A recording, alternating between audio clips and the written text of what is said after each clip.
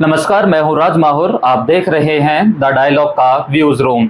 नेताओं की जीभ जब फिसलने लगे, इनके अनाप शनाप बयान आने लग जाएं, हिंदू मुसलमान जातीय और सांप्रदायिक दंगे भी होने लग जाएं, ईडी सीबीआई एक्टिव हो जाए, कुछ नेता और कार्यकर्ताओं के मारे जाने की खबर भी आने लग जाए, तो आप अंदाजा लगाने में देर नहीं करेंगे कि कोई चुनाव आने वाला है। चुनावों के बोझ से दबे हुए इस लोकतंत्र की व्यथा कथा को कौन सुनेगा।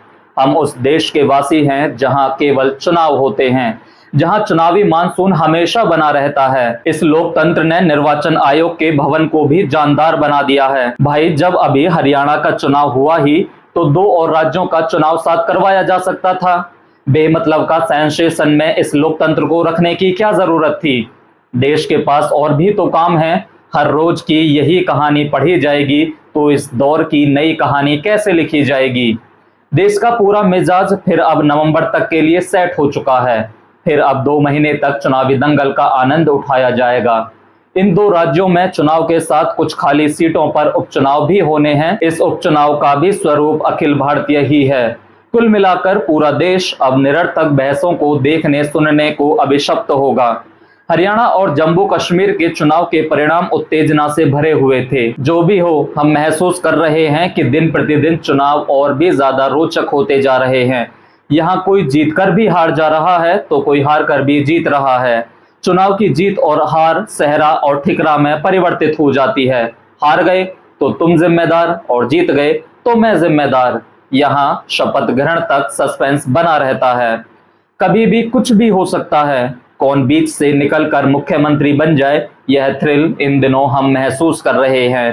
क्रिकेट की तरह चुनाव भी अनिश्चितता का खेल बन गया है। अंतिम बॉल और अंतिम राउंड के बाद भी नेता हारते नहीं हैं। फिर चुनाव को ही कैंसिल कराने की जद्दोजहद सामने आती है। यह खेल दूर तक खींचा जाता है। चुनाव के बाद भी ईवीएम पर बहस होती है। यह है हमारा उत्सवधर्मी लोकतंत्र। महाराष्ट्र के चुनाव की तिथि अभी अभी घोषित हुई है। 20 नवंबर को एक ही चरण में महाराष्ट्र का चुनाव निपट जाएगा। 23 नवंबर को परिणाम आ जाएगा। झारखंड का चुनाव 2 चरणों में होगा, पर परिणाम 23 नवंबर को ही आएगा। वैसे नेता तो पहले से ही चुनाव की तैयारियों में हैं। लगभग सीटों का बंटवारा भी हो चुका है और जो शेष संतोष और असंतोष होगा वह चुनाव का रिचुअल के अलावा कुछ नहीं। राष्ट्र तो गर्म है ही, अब महाराष्ट्र भी गर्म हो चुका है। बाबा सिद्दीकी की हत्या से महाराष्ट्र गरमाया हुआ है। बिश्नोई की चर्चा ऐसे हो रही है कि मानो हर किसी को आप प्रेरित कर रहे हो, आओ बिश्नोई बने। बात रवि बिश्नोई की, जो होनहार गेंदबाज है, की होती तो अच्छा भी लगता। इस समुदाय को कितने लोग जानते हैं? शायद कम ही लोग हैं जो गुरु जंभेश्वर को जानते हैं, जिन्होंने बिश्नोई समाज की नींव रखी। यह बिश्नोई समाज कितना आदर्शवादी समाज है, जानकर सबको गर्व होगा। दुर्भाग्य है कि हम इस समाज को लॉरेंस बिश्नोई जैसे अपराधी के माध्यम से जान रहे हैं। ऐसा प्रतीत हो रहा है मानो यह चुनाव बिश्नोई होने और ना होने के बीच हो रहा हो। नेता भी बिश्नोई मार्ग पर ही हैं। जितना नोटोरियस उतना ही बड़ा सेलिब्रिटी। नेता अगर मर्यादित बात करने लग जाए तो समझिए वह ना तो कड़ा नेता होगा और ना ही बड़ा नेता होगा। भविष्य खराब है उसका। सत्य ईमानदार नेता मतलब जमानत जब्त। चुनाव में कितना उपहास होता है इनका।